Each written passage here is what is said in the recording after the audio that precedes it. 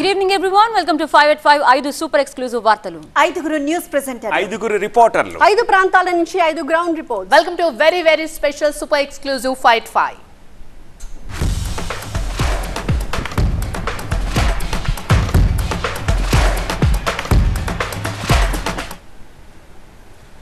వేడెక్కిన సాగర్ తీరం, రసవత్తరంగా జీవీఎంసీ స్టాండింగ్ కమిటీ ఎన్నికలు, కాసేపట్లో ఫలితాలు, గెలిచేదెవరు, తుది పోర్లో నిలిచేదెవరు, ఆ డీటెయిల్స్ చూద్దాం.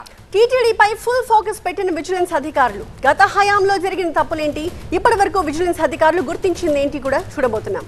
ఇక రాజ్యసభ ఉప ఎన్నికకు ఈసీ నోటిఫికేషన్ విడుదల చేసింది. తెలంగాణలో హాట్ సీట్ గా మారిన ఒకే ఒక్క స్థానం, కేకే స్థానంలో పెద్దల సభకు ఎవరు వెళ్తున్నారు, తెలంగాణ ప్రభుత్వం ఆలోచన ఏమిటి, హైకమాండ్ మదిలో ఉన్న ఆ క్యాండిడేట్ ఎవరు, అది చూద్దాం.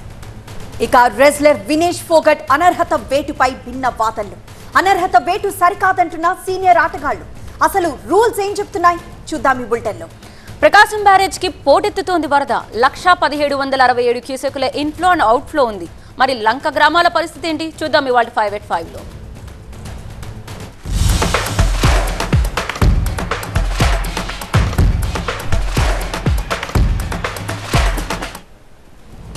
జీవీఎంసీ స్టాండింగ్ కమిటీ ఎన్నికల కౌంటింగ్ కొనసాగుతుంది. కౌంటింగ్ పై వైసీపీ కార్పొరేటర్లు అభ్యంతరం వ్యక్తం చేస్తున్నారు.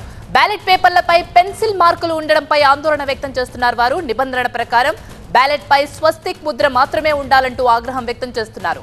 పెన్సిల్ మార్కు ఉన్న ఓట్లను పరిగణలోకి తీసుకోవద్దంటూ ఆందోళన వ్యక్తం చేస్తున్నారు వారు. విశాఖ సాగర తీరం కేంద్రంగా ఏపీ రాజకీయం మరోసారి వేడెక్కింది. జీవీఎంసీ స్టాండింగ్ కమిటీ ఎన్నికలు రసవత్తరంగా జరిగాయి. పోలింగ్ లో 96 మంది కార్పొరేటర్లు పాల్గొనగా కౌంటింగ్ శరవేగంగా సాగుతోంది. కాసేపట్లో ఫలితాలు వెలువడనున్నాయి. ఈ ఎన్నికల్లో 20 మంది అభ్యర్థులు బరిలో ఉండగా 10 మంది సభ్యుల్ని ఎన్నుకోనున్నారు కార్పొరేటర్లు. మరోవైపు గెలుపుపై ఇరు వర్గాలు ధీమా వ్యక్తం చేస్తున్నాయి.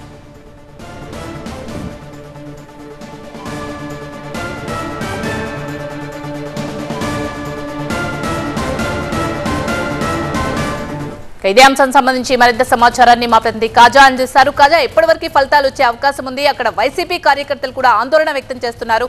మరి దీనికి అధికారులు ఏదైనా సమాధానం చెప్పారా?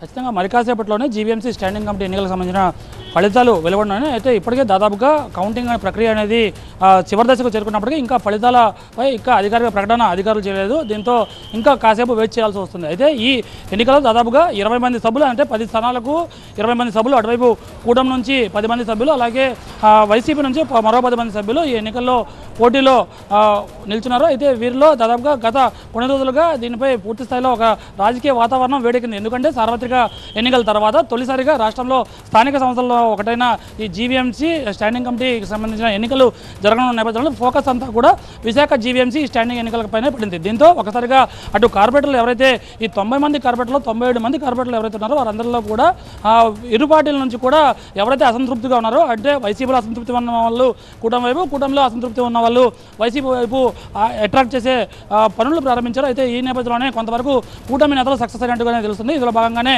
దాదాపుగా 58 మంది, వాస్తవానికి 58 మంది బలం జీవీఎంసీ కార్పొరేషన్లో వైసీపీకి ఉండేది. ఆ తర్వాత కూటమి అధికారంలోకి వచ్చిన తర్వాత అటువైపు కొంతమంది వెళ్ళడంతో ఆ బలం కాస్త 46కు పడిపోయింది. కూటమి బలం 48 పెరిగింది. ఆ తర్వాత కాలంలో ఈరోజు అంటే కూటమికి 48, అలాగే వైసీపీకి 46 బలంతో ఈ ఎన్నికల్లో పోలింగ్ జరుగుతుందని అనుకున్నప్పటికీ ఈరోజు ఎన్నికలు పోలింగ్ జరిగిన తర్వాత కాస్త భిన్నమైన పరిస్థితులు కనిపిస్తున్నాయి. ఎందుకంటే అక్కడ బ్యాలెట్ పేపర్లలో క్రాస్ ఓటింగ్ కూడా జరిగినట్టు అధికారులు గుర్తించారు. 10 నుంచి 12 బ్యాలెట్ పేపర్లలో క్రాస్ ఓటింగ్ కూడా జరిగినట్టు అధికారులు గుర్తించిన నేపథ్యంలోనే ఈ ఎన్నికపై ఇంకా ఉత్కంఠ కొనసాగుతుంది. అయితే మెజార్టీ స్థానాల్లో కూటమి హవా కొనసాగుతుంది. దాదాపుగా 10 స్థానాలు తాము ఎలాగైనా గెలిచి తీరుతామని ఇప్పటికే ఆ కూటమి నేతలు ధీమా వ్యక్తం చేస్తున్నప్పటికీ మరోవైపు వైసీపీ కూడా అదే స్థాయిలో ఉంది. అంటే దాదాపుగా 10 స్థానాల్లో గెలుచుకుంటామని చెప్పినప్పటికీ కొన్ని స్థానాల్లోనే నెట్టుకొని వస్తున్నామనే ధీమా అయితే వైసీపీ చెబుతోంది. అయితే మొత్తం మీద ఈ ఉత్కంఠ అయితే ఇంకా కొనసాగుతుంది. మరి కాసేపట్లో ఈ ఉత్కంఠకు తెరపడే అవకాశం ఉంది. మరోవైపు చూసుకున్నట్టయితే ఈ స్టాండింగ్ కమిటీ ఎన్నికల కౌంటింగ్ సంబంధించి వైసీపీ కార్పొరేటర్లు కొంత అభ్యంతరం వ్యక్తం చేశారు. ఎందుకంటే 20 మంది అంటే ఒక బ్యాలెట్ పేపర్ 20 మంది సభ్యులు ఉంటారు. కూటమి తరఫున పోటీ చేసే 10 మంది, అలాగే వైసీపీ తరఫున పోటీ చేసే 10 మంది సభ్యుల పేర్లు ఉంటాయి. ఒక్కో కార్పొరేటర్ వెళ్ళి ఆ 20 మందిలో 10 మంది సభ్యులు మాత్రమే ఎన్నుకోవాలి. అయితే కొన్ని బ్యాలెట్ పేపర్లో కొన్ని ఇన్వాలిడ్గా గుర్తించారు వైసీపీ కార్పొరేటర్లు. ఎందుకంటే ఆ బ్యాలెట్ పేపర్లపై కేవలం ఎన్నికల కమిషన్ చెప్పినట్టుగా ఎన్నికల నిబంధనల ప్రకారం కేవలం స్వస్టిక్ గుర్తు మాత్రమే ఓటు హక్కు వినియోగించుకునేలా కార్పొరేటర్లు వేయాలి. అయితే దాని పక్కన మరింత పెన్సిల్తో కొన్ని టిక్ మార్కులు ఉన్నట్టు కూడా వైసీపీ కార్పొరేటర్లు గుర్తించారు. దీంతో అధికారుల దృష్టికి ఈ విషయాన్ని తీసుకెళ్లారు. దాదాపుగా 10 నుంచి 12 బ్యాలెట్ పేపర్లపై ఇప్పటివరకు అటువంటి పరిస్థితులు ఉన్నట్టు గుర్తించి అధికారుల దృష్టికి తీసుకెళ్లారు. అయితే ఆ బ్యాలెట్ పేపర్లను ప్రస్తుతానికి తాత్కాలికంగా పక్కన పెట్టిన అధికారులు మిగతా బ్యాలెట్ పేపర్లను లెక్కిస్తూ ఉన్నారు. మొత్తం మీద ఈ జీవీఎంసీ స్టాండింగ్ కమిటీ ఎన్నికలకు సంబంధించి ఇంకా మరి కాసేపట్లోనే ఈ ఉత్కంఠకు తెరదీసే అవకాశం ఉంది. అయితే ఊహించిన విధంగానే వ్యూహాత్మకంగానే కూటమి నాయకులు వేసిన ఈ స్కెచ్కి ప్రధానంగా ఈ మరి ఇంకాస్త అంటే ఈ మెజార్టీ స్థానాలు కైవసం చేసుకునే దిశగా ఈ కూటమి అభ్యర్థులు ముందుకు వెళ్తున్నారు. థ్యాంక్ యూ కాజా. టీటీడీలో అవినీతి అక్రమాలపై విజిలెన్స్ ఎంక్వైరీ స్టార్ట్ అయింది. వివిధ విభాగాల రికార్డులను స్వాధీనం చేసుకుని క్షుణ్ణంగా పరిశీలిస్తున్నారు అధికారులు. గత 5 ఏళ్లుగా జరిగిన ఇంజనీరింగ్ పనులపై ఆరా తీస్తున్నారు. నిధుల కేటాయింపులపైన కూడా శ్రద్ధ పెట్టారు.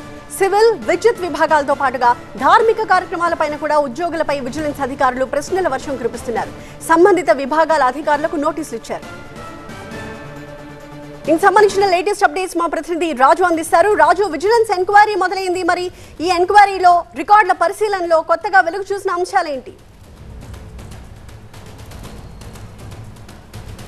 అంటే ఖచ్చితంగా టీటీడీలో విజిలెన్స్ ఎంక్వైరీకి సంబంధించి అయితే ఇప్పటికే చాలా వరకు అధికారులకు నోటీసులు జారీ చేశారు. 5 ఏళ్లలో జరిగినటువంటి పనులకు సంబంధించి ప్రత్యేకించి ఇంజనీరింగ్ పనులు కానీ లేదంటే కొన్ని పనులు టెండర్లు ఏవైతే ఇచ్చారో ఆ పనులకు సంబంధించినటువంటి వివరాలు సేకరించే పనులు అయితే విజిలెన్స్ అధికారులు ఇప్పటికీ కూటమి నేతలు ఇచ్చిన ఫిర్యాదు మేరకే రాష్ట్ర ప్రభుత్వము పూర్తిగా దృష్టి సారించింది. ప్రత్యేకించి రాష్ట్రంలో అధికారం మారిన తర్వాత పెద్ద ఎత్తున ప్రక్షాళన తిరుమల నుంచే ప్రారంభం కావాలని చెప్పేసి ముఖ్యమంత్రి ఆదేశించాడు. కాబట్టి ఆ రకంగానే తిరుమలలో ప్రక్షాళన అయితే కొనసాగుతుంది. అయితే గత 5 ఏళ్లలో పాలక మండలిని తీసుకున్నటువంటి నిర్ణయాలపై సమీక్ష చేయడము, మరోవైపు ఎవరి ప్రయోజనాల కోసము పనులు కేటాయించారు, ఎవరి ఒత్తిళ్లు ఈ పనులకు ఎందుకు ఉన్నాయి, అసలు టీటీడీ పాలక మండలిలో పెద్ద ఎత్తున ఇంజనీరింగ్ పనులు చేపట్టారు కాబట్టి ఆ పనులు టెండర్ల విధానంలో ఏ రకమైనటువంటి లోపాలు ఉన్నాయి, వీటిని గుర్తించే పనులు అయితే విజిలెన్స్ అయితే ప్రస్తుతం ఉంది. అయితే మనకు పూర్తిగా వైవి సుబ్బారెడ్డి పాలక మండలి అధ్యక్షుడిగా ఉన్నప్పుడు పెద్ద ఎత్తున దాదాపుగా 1000 కోట్ల రూపాయలకు పైగానే శ్రీవాణి ట్రస్ట్ ద్వారా నిధులు వచ్చాయి. ఈ నిధులు ఎక్కువ శాతము ధార్మిక కార్యక్రమాల కోసం ఖర్చు చేశారు. పెద్ద ఎత్తున ఆలయాల నిర్మాణం జరిగింది. ఆలయాల జీర్ణోద్ధరణ కోసం కోట్లాది రూపాయలు ఖర్చు చేసినట్టుగా ఆరోపణలు వచ్చినాయి. అంటే ఇవన్నీ వీటి వెనకాల ఎవరి ప్రయోజనం దాగి ఉంది అన్న దానిపై పెద్ద ఎత్తున విమర్శలు వస్తున్న నేపథ్యంలోనే విజిలెన్స్ ఆరాధిస్తుంది. మరోవైపు భూమన కరుణాకర్ రెడ్డి చైర్మన్గా ఉన్న సమయంలో దాదాపుగా 2వ పాలక మండలి సమావేశం నుంచే దాదాపుగా 1700 కోట్ల రూపాయలు అంటే బడ్జెట్లో సగానికి పైగానే పెద్ద ఎత్తున ఇంజనీరింగ్ పనుల కోసమే నిధులు కేటాయించారు. అంటే ఇవి ఎవరి ప్రయోజనాల కోసం, అది ప్రత్యేకించి టెండర్ విధానంలో -5 అట్లాగే 1%, అంటే కేవలం అతి తక్కువ పర్సెంటేజ్కే టెండర్లు కట్టబెట్టారంటే ఖచ్చితంగా ఎవరి ప్రయోజనాలు దాగి ఉన్నాయి. ఇలా అనేక అక్రమాలు లేదంటే ఆరోపణల నేపథ్యంలోనే పెద్ద ఎత్తున విజిలెన్స్ అయితే ఆరాధిస్తుంది. పూర్తిగా ఆయా శాఖలకు సంబంధించినటువంటి ఉన్నతాధికారులకు, ఆయా శాఖల విభాగాధిపతులకు, అసలు ఫైల్స్ ప్రిపేర్ చేసినటువంటి వాళ్ళకు కూడా ఇప్పటికే షోకాజ్ నోటీసులు ఇచ్చారు. పూర్తిగా వివరణ కోరారు. అసలు ఎవరి ప్రయోజనాలు ఇందులో దాగి ఉన్నాయనే దానిపైనే ఫోకస్ చేస్తూనే అసలు ఏ రకంగా అంటే ఆ సిస్టమ్ ఏ విధంగా రన్ అయ్యింది, అసలు ఇప్పటివరకు పాలక మండలి ఎవరి ప్రయోజనాల కోసం తీసుకునే నిర్ణయాలు, ఇందులో ఖచ్చితంగా మేలు జరిగి ఉంటే మాత్రం వాటిని కంటిన్యూ చేయడము, లేదంటే తప్పులు జరిగి ఉంటే మాత్రము వాళ్ళపై చర్యలు తీసుకునేందుకైతే ప్రభుత్వం సిద్ధంగా ఉన్న నేపథ్యంలోనే విజిలెన్స్ ఎంక్వైరీ మాత్రము లోతుగా కొనసాగుతుంది. ఇప్పటికే రాష్ట్రంలోని 12 యూనిట్ల నుంచి దాదాపుగా ఒక నెల రోజులుగానే పూర్తిగా క్షుణ్ణంగానే ప్రతి విభాగంలో జరిగిన పనులపైన ఆరాధిస్తుంది విజిలెన్స్.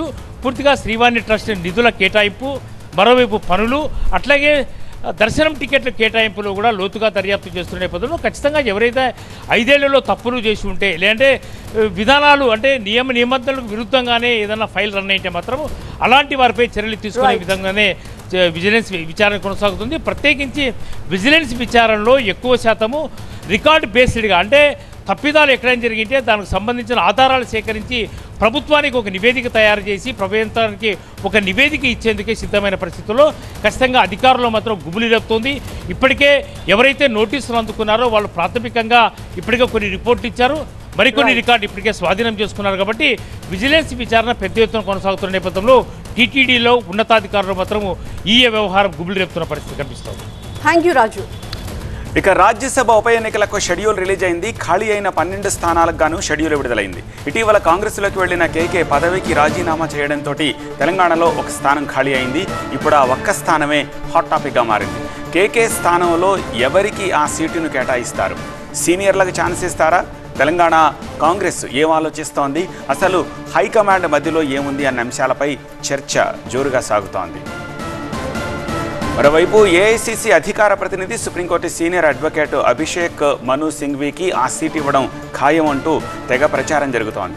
పార్టీ హైకమాండ్ ఆయనకు దాదాపుగా గ్రీన్ సిగ్నల్ ఇచ్చినట్టు ఢిల్లీ పొలిటికల్ సర్కిల్స్లో టాక్ వినిపిస్తోంది. ఇటీవల హిమాచల్ ప్రదేశ్లో ఖాళీ అయిన రాజ్యసభ స్థానానికి జరిగిన ఎన్నికల్లో అభిషేక్ సింఘ్వీ అనుకోకుండా ఓటమి పాలయ్యారు. దీంతో ఆయనను మరో చోట నుంచి పెద్దల సభకు పంపాలని కాంగ్రెస్ హైకమాండ్ భావిస్తున్నట్టుగా తెలుస్తోంది. మరింత సమాచారం మా ప్రతినిధి ప్రభాకర్ అందిస్తారు. ప్రభాకర్, స్థానిక నాయకుడికి అవకాశం దక్కపోతుందా లేక బయట రాష్ట్రాల నుంచి కాంగ్రెస్ సీనియర్ నాయకుడికి ఛాన్స్ ఇవ్వబోతున్నారా? టీపీసీసీ ఏమనుకుంటోంది?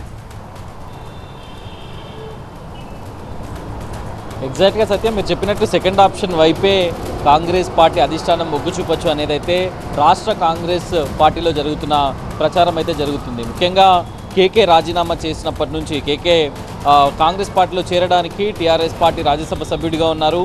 సో కాంగ్రెస్ పార్టీలో చేరడానికి ముందు రాజీనామా చేశారు, రాజీనామాను ఆమోదించారు. ఇప్పుడు అది ఏప్రిల్ 9, 2026 వరకు ఉంది. సో ఈ తక్కువ టెన్యూర్ ఉన్న ఈ రాజ్యసభ స్థానం కోసం రాష్ట్రంలో చాలామంది ఆశించారు. చాలా పేర్లు కూడా బయటకు వచ్చాయి. బీసీ కోటా నుంచి మదియాష్కి గౌడ్తో పాటుగా మైనార్టీ కోటాలో ఫహీం ఖురేషి, అట్లాగే సీనియర్ నేతగా ఉన్న షబీర్ అలీ, దళిత కోటాలో అద్దంకి దయాకర్, ఇట్లాంటి వాళ్ళ పేర్లు కూడా వచ్చాయి. కాకపోతే కాంగ్రెస్ అధిష్టానం చాలా సీరియస్గా అభిషేక్ మను సింఘ్వీ కోసం ట్రై చేస్తున్నట్టుగా తెలుస్తుంది. అభిషేక్ మను సింఘ్వీ కాంగ్రెస్ జాతీయ అధికార ప్రతినిధిగా ఉన్నారు. అట్లాగే హిమాచల్ ప్రదేశ్లో కూడా అభిషేక్ మను సింఘ్వీని బరిలోకి దింపింది. అక్కడ ఎమ్మెల్యేలను ఆపరేట్ చేయడంలో కొంత మిస్కమ్యూనికేషన్ అయి సింఘ్వీ ఓడిపోయిన పరిస్థితి. సో ఇప్పుడు ఆ ఛాన్స్ తీసుకోకుండా ఇక్కడ నుంచి పోటీ చేపించి రాజ్యసభకు పంపాలనే నిర్ణయానికి అయితే వచ్చినట్టు తెలుస్తుంది. ఇక్కడున్న వాళ్ళు కూడా అప్లికేషన్లు పెట్టుకున్నప్పటికీ సో అభిషేక్ మను సింఘ్వీ వైపే ఇప్పటివరకు అయితే అధిష్టానం మొగ్గు చూపుతుంది. ఒకవేళ అభిషేక్ మను సింఘ్వీ కాకపోతే ఇప్పుడు మనం చర్చించుకున్న పేర్లలో నుంచి ఒకరి పేరును చూస్ చేసుకునే అవకాశం అయితే కనిపిస్తుంది. సత్యం. హరీష్ రావు తెలంగాణ భవన్లో మాట్లాడుతున్నారు. లైవ్ ద్వారా చూద్దాం. అదేవిధంగా 1979లో విద్యా ఉద్యోగం కోసం సమగ్రమైన జీవో అప్పుడు కూడా ఇచ్చారు. కానీ ఈ రాష్ట్రంలో కేవలం మెడికల్ ఎడ్యుకేషన్కి ఇచ్చిండ్రు. ఆ మెడికల్ ఎడ్యుకేషన్లో 4 ఏళ్ళు అనే నిబంధన పెట్టారు. ఇది ఎంత అసమగ్రం అంటే ఉదాహరణ 2-3 చెప్తాను నేను. ఇప్పుడు 10th అయిపోయింది, ఇంటర్మీడియట్కి ఎవరైనా పోయి గుంటూరులో చదివినరు, విజయవాడలో చదివినరు, లేదా బెంగళూరులో చదివినరు, వాడు నాన్ లోకల్ అయిపోతారు కదా. ఇప్పుడు ఇంటర్మీడియట్ పోతే ఇంకోటి ఎవరైనా పిల్లలు ఇప్పుడు పీజీ ఉంటుంది, ఎంబీబీఎస్ తర్వాత ఏముంటుంది, పీజీ ఉంటుంది. ఎంబీబీఎస్లో నీట్లో మంచి ర్యాంక్ వస్తే మన పిల్లలు ఎక్కడ తీసుకుంటారు? AIIMS Delhi, AIIMS Jaipur, Madras top కాలేజెస్లో పోయి సీట్ తీసుకుంటారు. ఎయిమ్స్ మద్రాస్లో చదివిండి అనుకో మన పిల్లోడు, 5 ఏళ్ళు ఎంబీబీఎస్ మద్రాస్లో చదివితే వాడు నెక్స్ట్ ఇప్పుడు పీజీకి తెలంగాణలో ఎగ్జామ్ రాయాలంటే ఏమవుతుంది? దీని ప్రకారం వరుసగా చివరి 4 ఏళ్ళు ఏడు చదివితే వాళ్ళు లోకల్ అని పెట్టినాడు. మన బిడ్డ నీట్లో ఆల్ ఇండియా కోటాలో 15% ఓపెన్ కాంపిటీషన్, దేశంలో ఎక్కడైనా సీటు కొట్టచ్చు.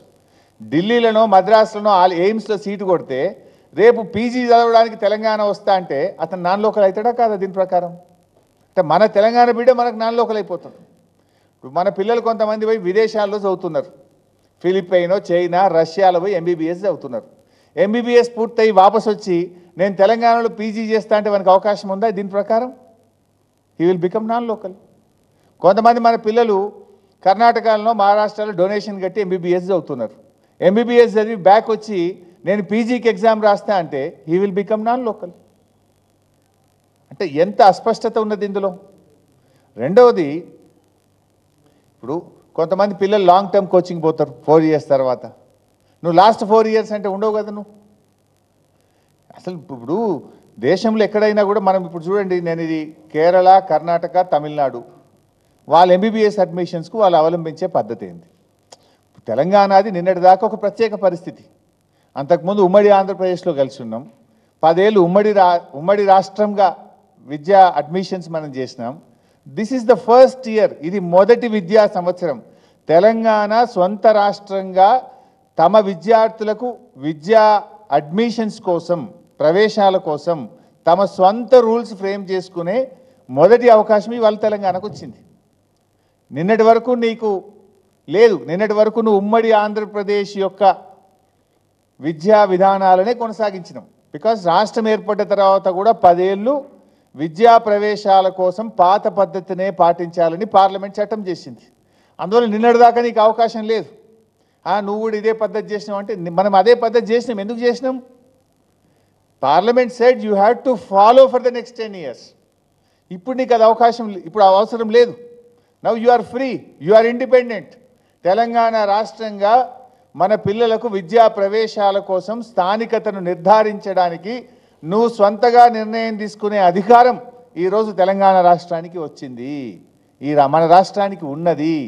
దాన్ని మర్చిపోయి వీళ్ళు పాత ప్రెసిడెన్షియల్ ఆర్డర్లో ఉన్న ఒక పారాగ్రాఫ్ను పెట్టినరు, కింది తొలగించిండ్రు. అయితే whether presidential order is applying, మీరు యథావిధిగా ప్రెసిడెన్షియల్ ఆర్డర్లో గతంలో ఉన్నాయన్నీ పెట్టండి. లేదు మేము ఉద్యోగ అవకాశాల కోసం ప్రెసిడెన్షియల్ ఆర్డర్ సవరణకు ఢిల్లీకి పోయి సవరణ తెచ్చి మన పిల్లలకు లాభమయ్యేటట్టు 95% లోకల్ రిజర్వేషన్ తెచ్చాం. You also do that process. 8 నెలల ఏం చేస్తుండ్రు మీరు వచ్చి? లేదు ప్రెసిడెన్షియల్ ఆర్డర్ లేదు అనుకుంటే ఇతర రాష్ట్రాలు చేసినట్టు నువ్వు కూడా సొంతగా మన రాష్ట్రానికి రూల్స్ ఫ్రేమ్ చేయండి. ఇవాళ తమిళనాడు ఎట్లున్నది? తమిళనాడు ఎగువ నుంచి వస్తున్న భారీ వరదలతో ప్రకాశం బ్యారేజ్ నిండుకుండలా మారింది. ప్రస్తుతం ఇన్ఫ్లో అండ్ అవుట్ఫ్లో 1,1767 క్యూసెక్కులుగా ఉంది. దీంతో లంక గ్రామాన్ని అప్రమత్తం చేశారు అధికారులు.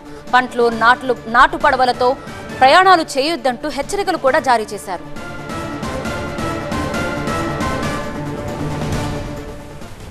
మా ప్రతినిధి క్రాంతి మరింత సమాచారం అందించడానికి లైవ్ లో సిద్ధంగా ఉన్నారు. ఓ టు క్రాంతి. ఎగువ నుంచి వస్తున్నటువంటి వరదతో ప్రకాశం బ్యారేజ్